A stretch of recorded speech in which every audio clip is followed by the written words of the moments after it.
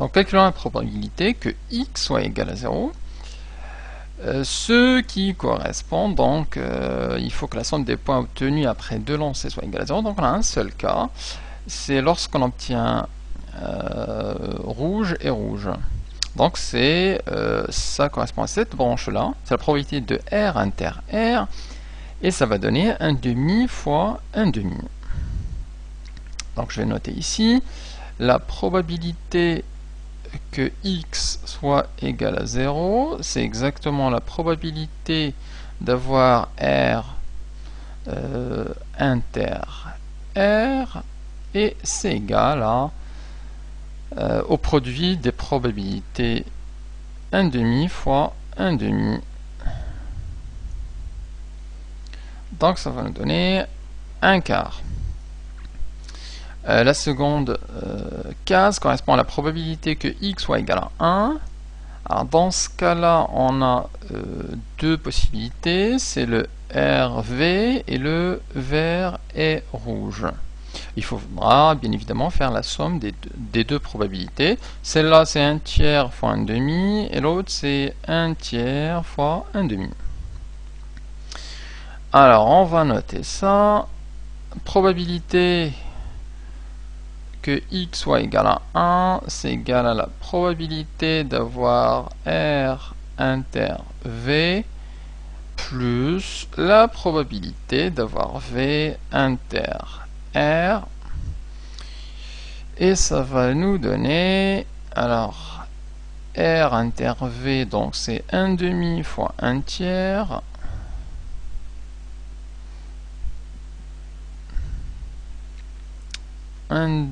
fois 1 tiers, plus V inter R, c'est 1 tiers fois 1 demi.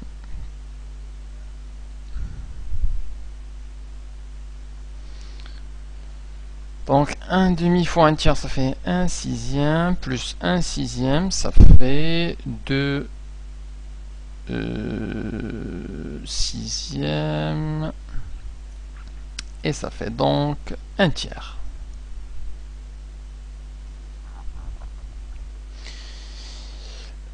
Calculons la probabilité que x soit égal à 2. Alors, on va noter ici P de x égale à 2. Alors, d'après notre arbre, ça correspond à... On a 3 cas possibles. Alors, c'est soit rouge et jaune, donc R inter G plus la probabilité de vert inter vert, donc vert inter vert plus la probabilité de vert inter vert, ou alors jaune inter vert.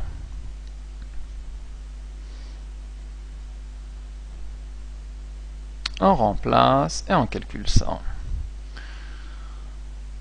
Alors, la première rouge et jaune RG, donc ça fait 1 demi fois 1 sixième,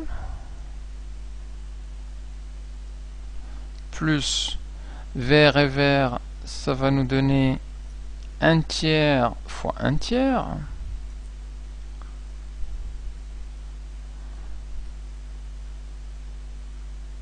et jaune inter vert, c'est 1 sixième fois 1 demi.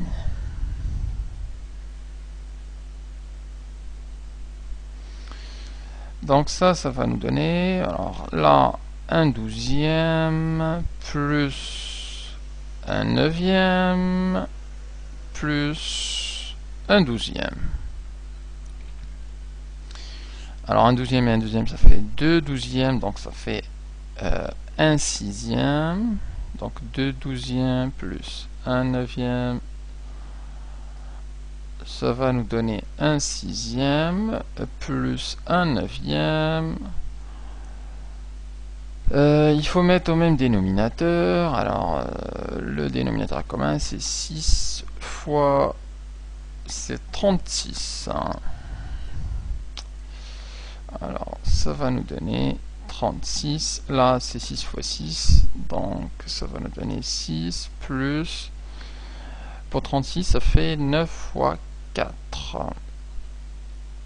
Donc, ça va nous donner 10 sur 36 qu'on peut simplifier.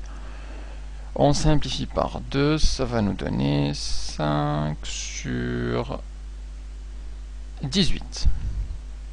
Et c'est la probabilité que notre variable aléatoire soit égale à 2.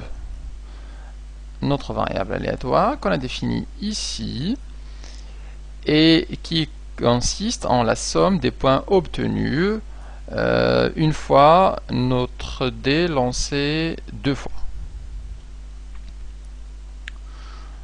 Alors, continuons. La probabilité pour x égale à 3. Que x égale à 3, c'est x égale à 3, on a une seule possibilité, c'est vert et jaune. Donc vert plutôt 2 ici et là. Donc vert et jaune et vert.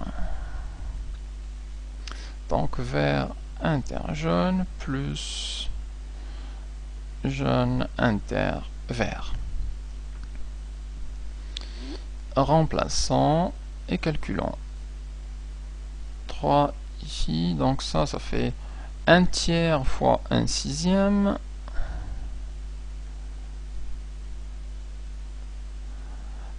Et le jaune intervers, c'est l'inverse, c'est-à-dire 1 sixième fois 1 tiers.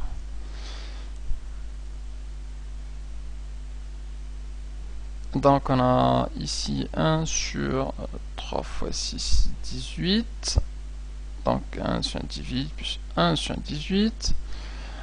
Ça fait 2 sur 18. Et ça fait finalement 1 sur 9. Donc 1 neuvième.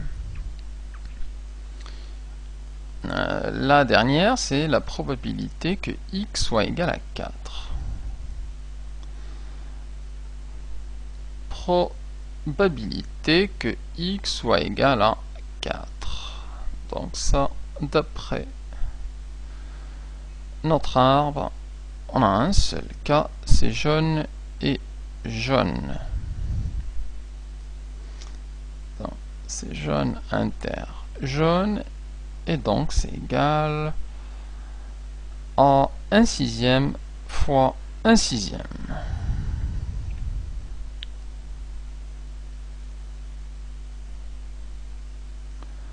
Et donc 1 sur 36. Alors on va mettre tout ça sur notre tableau qui définit la loi de probabilité x. Ici donc, alors là c'est 1 sur 36.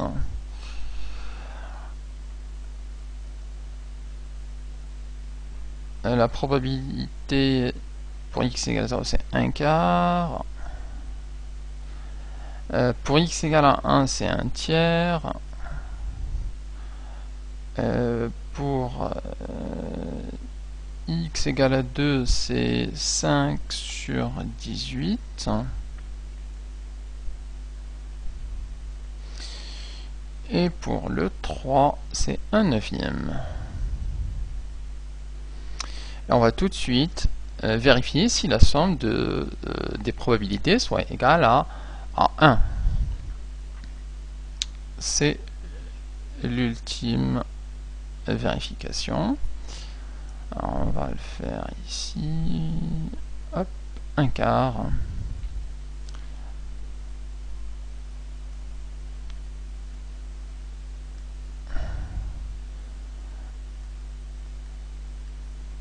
Vérification, 1 quart plus 1 tiers plus 5 sur 18 plus 1 neuvième plus 1 36e.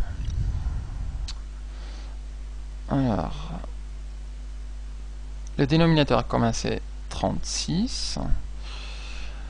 Donc ça fait 4 fois 9, ça fait 36. Donc là, ça va nous donner 9. 3 fois 12, 36. Donc là, ça va donner 12. 18 là, il faut multiplier simplement par 2. Donc 2 fois 5, 10. Et là, on multiplie par 4. Et là, ça reste à 1. Alors, ça va nous donner donc 10, 9 et 1, ça fait 10, donc ça fait 20. 20 et 12, ça fait 32. Et le 4, ça fait 36 sur 36. Ça fait bien un 1. Et donc, on vérifie bien que la somme des probabilités correspondant à une variable aléatoire, c'est bien égal à 1. Donc, ça nous permet de valider nos calculs pour cet exercice. Voilà, celui-là. Alors, quelques propriétés concernant ces variables aléatoires. Propriété à connaître. D'abord, l'espérance mathématique d'une variable aléatoire. Donc, espérance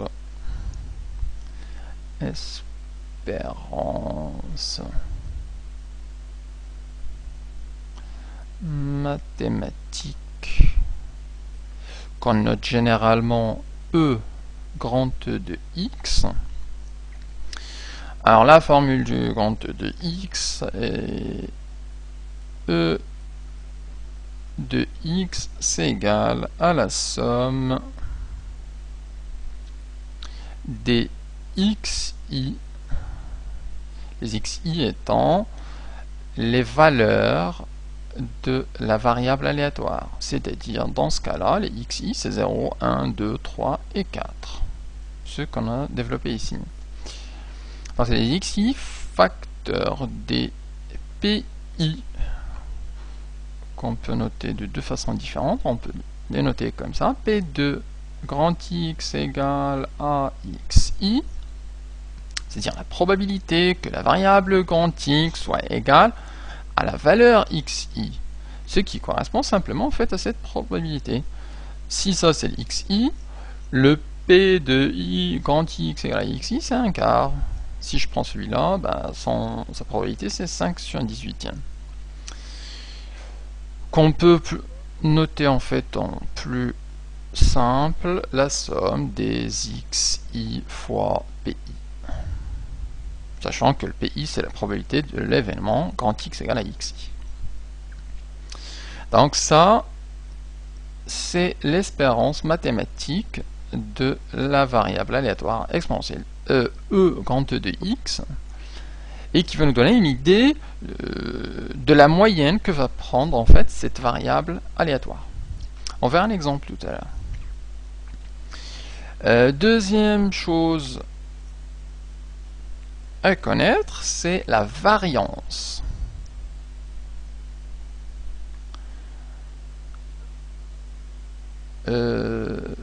Qu'on note grand V de x d'une variable aléatoire. Alors la variance, on a simplement une formule, c'est grand V de grand X égale à la somme. Alors je vais pas noter ici où commencer. Bon, ça commence à la première valeur, donc i commençant à 1. Si on a 4 valeurs, eh bien la somme comportera 4 valeurs. Donc ça commence à 1 et ça va jusqu'à n. Le n étant le nombre maximal de des valeurs possibles.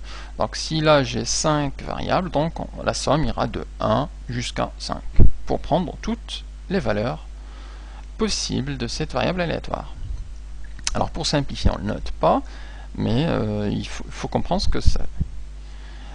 Je continue. Donc au grand V de x, la variance, c'est la somme des PI. Donc les probabilités de x, soit grand x soit égal à xi, facteur de xi moins la moyenne ou l'espérance mathématique de la variable aléatoire. Ce qui sous-entend que pour calculer la variance,